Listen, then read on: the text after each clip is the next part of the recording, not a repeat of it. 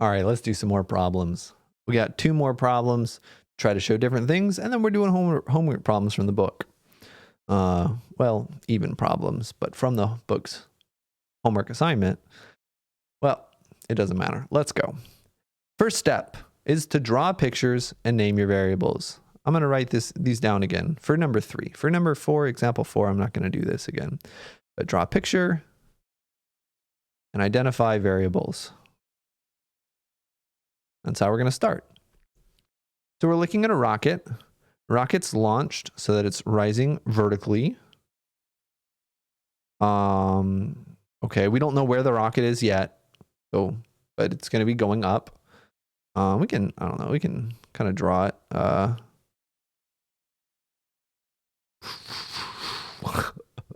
That's my rocket. A camera is positioned 5,000 feet from the launch pad, and the rocket's 1,000 feet above the launch pad.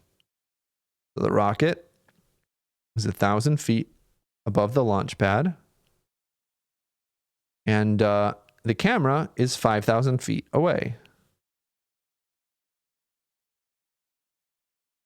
All right, this is our camera. I certainly don't know how to draw a camera. How about a box with a circle in it? And when the rocket is 1,000 feet here, its velocity is 600 feet per second. All right, so it's going up at 600 feet per second. This is almost the same problem as the last one. Find the necessary rate of change of the camera's angle. Oh, no, it's not. So it's asking about the angle now of this camera. So here's our picture. We have another right triangle. The difference is we need to identify all of our variables. And this time, we don't care about this distance between the camera and the rocket, right? What do we care about? The camera's angle, right? The rocket's going up, and we want to use a computer program to track the rocket. And one of the ways that you can do this, and a lot of times, in a lot of situations, this is what's done, is as far as to my knowledge anyway, one of the ways that we can do this is to just write a computer program saying, okay, this is our projected velocity, so we can calculate this is how the camera should be changing over time. Anyway, and that's what we're going to do here. So we need to identify our variables. Our height, let's just call that y again. You can call it whatever you want, but y makes sense. X can be our horizontal distance. And we're also talking about the angle this time, which we can call theta. So these are the variables that we care about here. And again, if you miss one, that's fine. You'll find it out later. But these are the quantities that we care about. So we have done step 1. That is great. Step 2. What do we know and what do we want? Go off to the side. We're going to say, well, at this point in time, this is the point we're curious about when x is 5,000. And y is 1,000. And just like before, how do we incorporate the 600 feet per second? That has to do with the rate of change of y. And a lot of times we write dy dx, but that's not what we need here. Dy dx is the rate of change of y with respect to x. But here we care about how y is changing over time, not how y is changing with different x's. X isn't changing. This is going to be just like before, and maybe you can recognize that. How does x change over time? Well, it doesn't. Right? The rocket's going straight up. That's that first sentence. It's rising vertically. So that x distance is not changing over time. So it doesn't make any sense to talk about dy dx here. Okay, what else do we know? I think that's probably all we know. And if we're missing something later, we can catch it later. Last thing, what do we want to find? Find the necessary rate of change of the camera's angle as a function of time. The rate of change of the camera's angle with respect to time is what we want. D theta dt. So step 3 was to find an equation relating these things.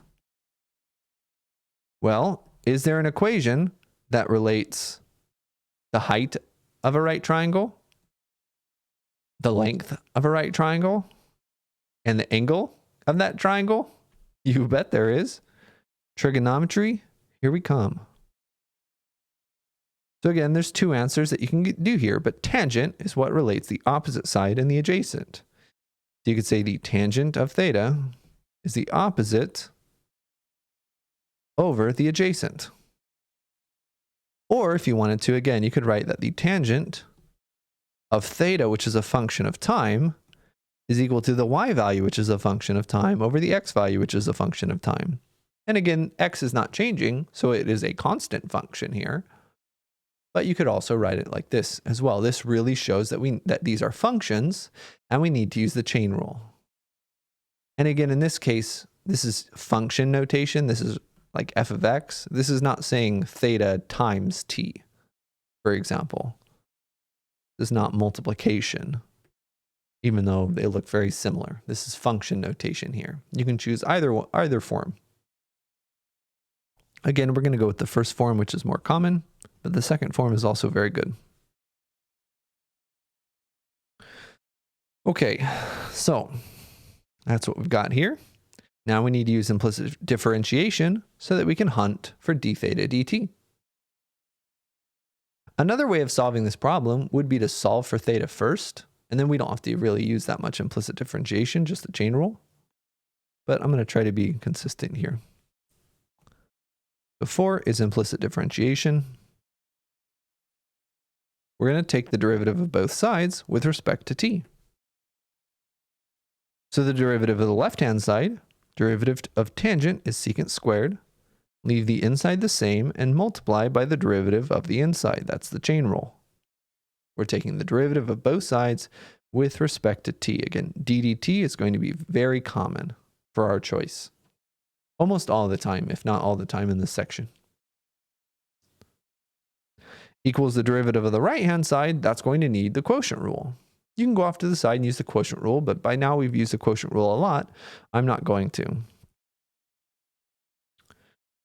Low d high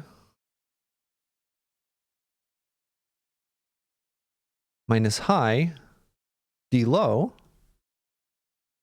square the bottom, and away we go.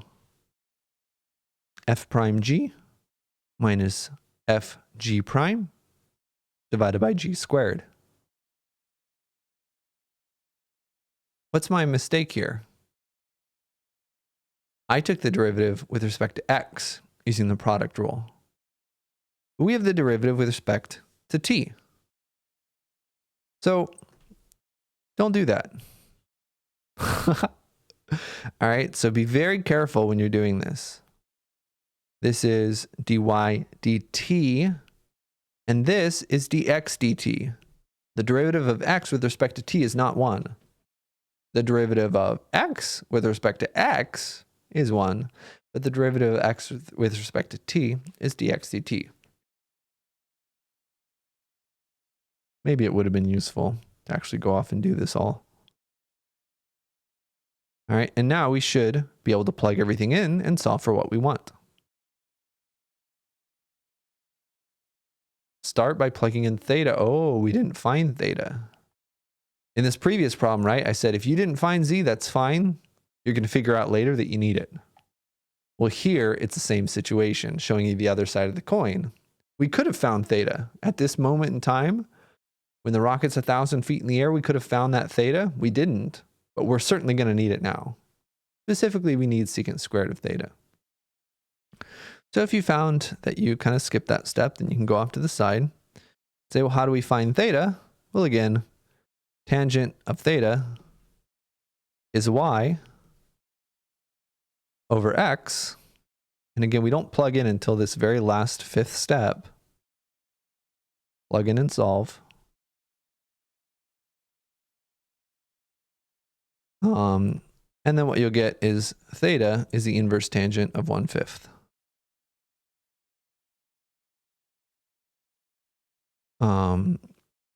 And again, normally these are not identical, but in an acute right triangle, they are. Specifically, we could actually get a more exact answer. If we use Pythagorean theorem to get that z value, z value is going to be the square. This is going to be the square root of 1,000 squared plus 5,000 squared. If you really wanted to be a superstar, you could do that. I think approximating is probably okay here. Pythagorean theorem gives us that the hypotenuse is going to be about 5,100. Or again, if you wanted the really good answer, you could give the exact answer of the square root of 26 million. We could even simplify this. And that allows us to find the cosine exactly. Right, so cosine of theta is adjacent over hypotenuse. And specifically, we want cosine squared so that we can get secant squared. It'd be 5,000 squared over 26 million.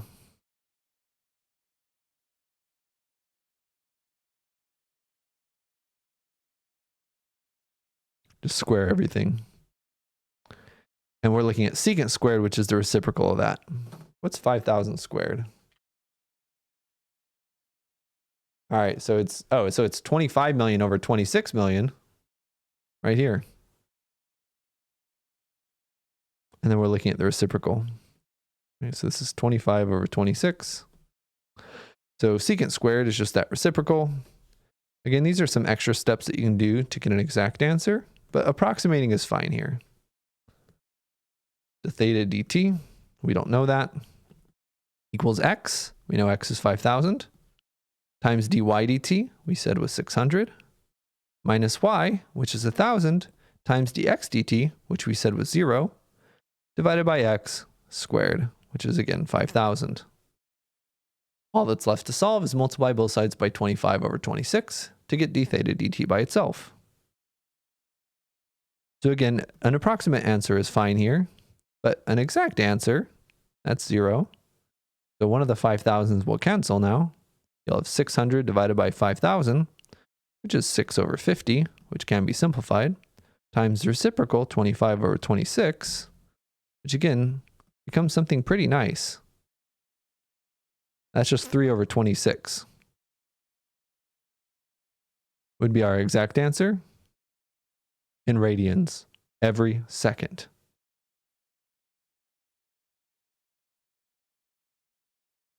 An approximate answer is also correct. The 3 over 26 radians per second. You could answer about 0.12 radians per second. You'd also convert it to degrees. If you wanted radians are on the top. So we need to multiply by 180 divided by pi and get about 6.61 degrees every second.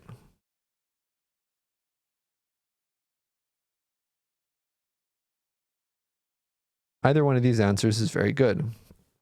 So pretty fast increase here, right? At this time, the rocket is 1,000 feet above. The angle, we found the angle to be, I don't know, something pretty small, but we're going to have to raise that camera by about 6.5 degrees every second. Rocket's climbing pretty fast, and it's not that high. All right, and that's how you can approach these problems. And again, these problems are coming from the textbook. This is this one right here. If you want to see another formulation, you can check the textbook right here, and hopefully you get the same answer. 3 over 26 radians every second. So again, you can check different, if you want to see how they do the problem and how I do the problem, it should be similar, but there's going to be differences because of how everyone approaches problems differently. Let's do one more problem in this video and then we'll have the selected homework problems video at the end. I'm not going to write the step-by-step instructions, but we're going to do them in order. Water is draining from the bottom of a cone-shaped funnel. Cone-shaped funnel. Right here. And it's draining out water.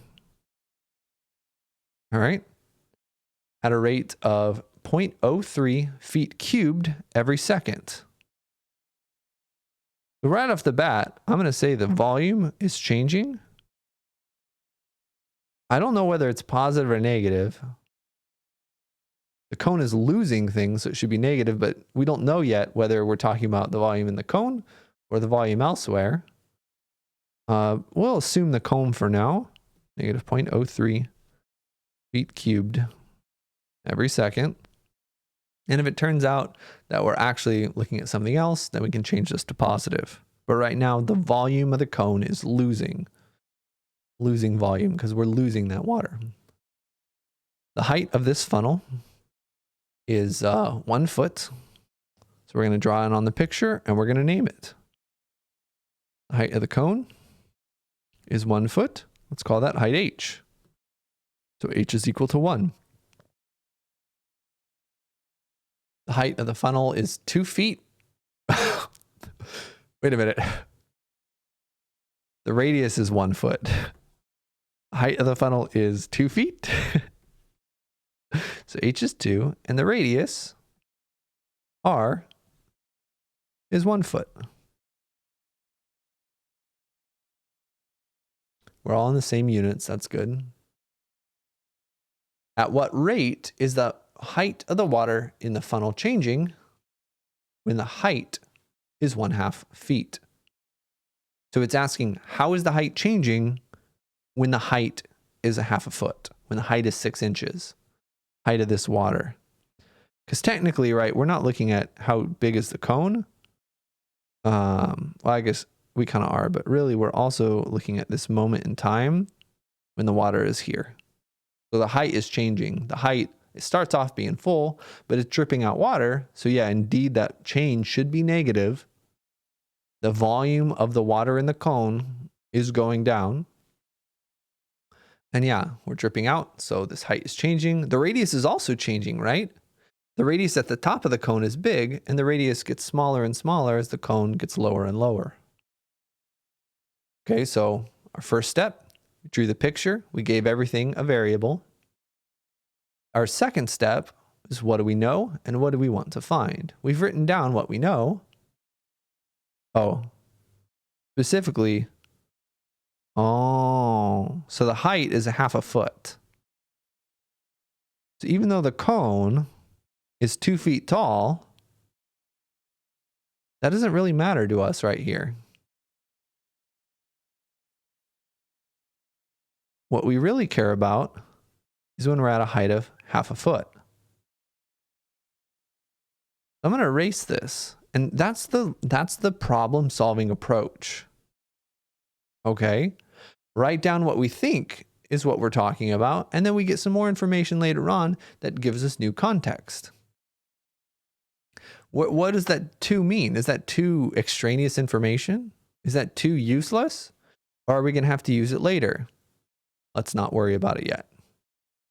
But specifically, we are talking about the water here. That's how we know the height is actually not 2 feet. For our variable, height is indeed 1/2 foot. So that's pretty tricky, and that's why related rates can be difficult. Because there's no way for me to say everything that you need to know, right? There's no way for me to correctly formulate a step-by-step process that'll go for anything. You kind of have to approach things in steps and use some critical thinking skills. This is why this is pretty hard. Okay? So let's sit on that 2 feet for now. Step 3. Oh, wait, what do we want to find? I haven't done that yet. What we want to find, at what rate is the height of the water changing? Height of the water changing. This is what we want.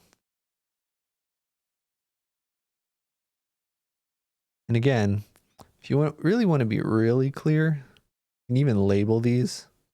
more clearly. These are height and radius of the water.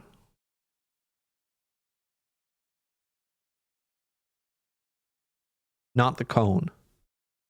Right, because the cone is not changing size. The cone is always 2 feet tall and 1 foot radius. The water, however, the shape of the water, that is what's always changing as it's dripping out. Okay, our step 3 in our step-by-step process was to give an equation relating all of these quantities. How can we relate all of these quantities for the water? Well, at any moment, it doesn't matter whether the water's up there, or the water's up here, or the water's down here, the shape of the water is always a cone. So what is the volume of a cone? Well, maybe you don't know. That's fine. You can figure it out. Should be 1/3, yep. 1/3 pi r squared h.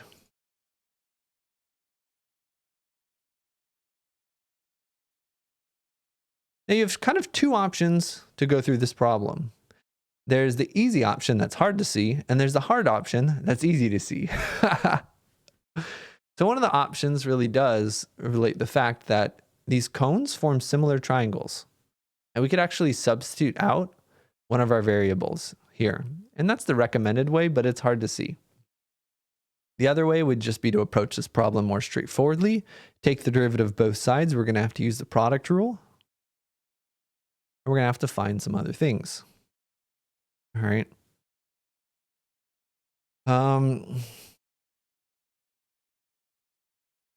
Product rule works, but it's going to give us into some pretty prickly position. I think for the purposes of education, let's try to use the product rule and see what happens. The book definitely wants you to recognize that substitution though. And when I say similar triangles, what I mean is that we can get rid of these variables because we know this triangle up here.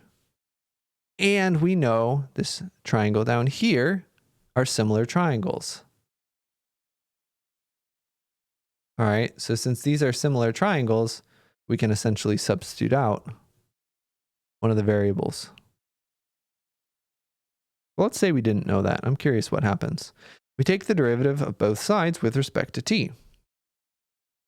So the derivative of the left-hand side with respect to t is not too bad. The right-hand side with respect to t, we're going to have to use the product rule. And again, it's very recommended to write this all out for purposes of time. I'm not going to. We're going to get dv dt equals 1/3 pi. The derivative of the first thing is 2r times dr dt times the original second thing, plus the first thing times the derivative of the second thing. And this is where you're going to realize that a substitution is important, or maybe in the next step. Because we know dv dt. We were given that. We can substitute that in our next step. We know r, and we know h. This is what we want to find, though. But we also don't know this. But because r and h are related quantities, even if you didn't realize that you could substitute them out earlier, we are going to be able to substitute them out here. So it's just kind of your choice in approaching this problem. All right, and specifically, we're going to need similar triangles. So I think at this point, you could recognize that, and it's probably best just go back and make the problem a little easier once you recognize it. At this point, we're going to need these similar triangles to make this problem a little easier. So our similar triangles are the full cone. The full cone had these dimensions, and the cone specifically at the point that we care about, which has this height. And again, it's the same thing, right? I labeled it up here. The height of the water and the radius of the water. The radius of the water is not 1. Right? The radius of the cone is 1. What's the radius of the water? We can find that with similar triangles. It's going to be 1/4. Use what we know about similar triangles. The radius is always half the height with these similar triangles. And specifically, let's make that even more general. Let's do exactly what I said. Make our problem a little easier. At any height, the radius is always half of that height. And if we make this substitution, the radius is always half of the height at any point in this triangle, the problem is going to get more achievable, more straightforward. All right. So let's use that volume equation. And we've done this sort of thing before, right? Substitution in order to make problems more manageable.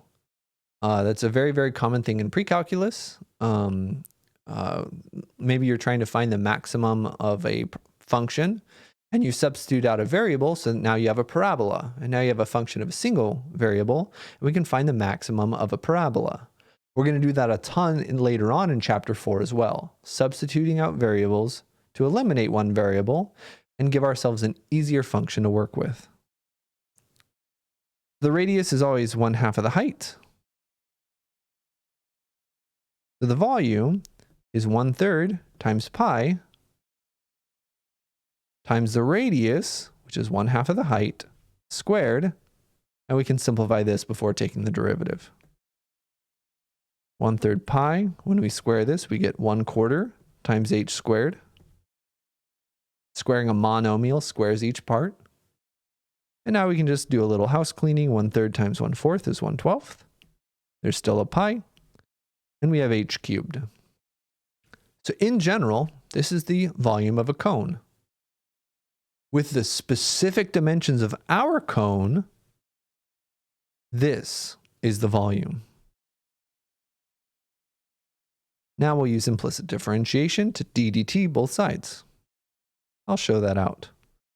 Taking the derivative with respect to time of both sides. That gives us dv dt equals, we can take out the pi over 12, and then the derivative of h cubed is 3h squared, and we need the chain rule because of implicit differentiation. H is a function of time. We're not taking the derivative with respect to h, we're taking the derivative with respect to t. And now we can plug things in. dv dt is negative 0.03 feet cubed every second. Pi over 12 is still the same, although we could have canceled. Right, 3 over 12 cancels to 1 over 4. Times h squared, h we said was 1/2. Times dh dt, we did not know that. That is what we wanted. Now we can solve for dh dt. So negative 0.03 equals pi over 4 times 1/4. That's pi over 16. Multiply both sides by 16 over pi. Should get negative 0.48 over pi is dh dt. And this one will definitely want to approximate negative 0.48 over pi. It's losing about, so we got negative 0.1528. And our units are in feet. It's losing that many feet every second. That's how fast the water is going down every second. And remember, just the way that the way that volume works is at the start, right? When we're way up here, if the same amount of water is leaking, the height's going to be changing pretty slowly. Height's changing faster here, and the height's changing really fast down here because there's less volume. All right. Takes a lot of volume to come out to change the height when the radius is big. The radius actually is maybe more of what I should have referred to there. So it's asking us at what rate is the height of the water of the funnel in the funnel changing when the height of the water is 1/2 foot? Well, we're losing. And honestly, it would be good. It would be better to convert this to inches. We're losing about 1.83, or that's like 1 5/6, really. But about 1.8 inches every second in this funnel. You could also have used this answer down here. That would have been good too. So this problem especially, shows one of the more difficult problems, and something to look for is when can you make your problem easier? When can you substitute something out? So be on the lookout for that. It will pop up. Let me know if you have any questions, and good luck.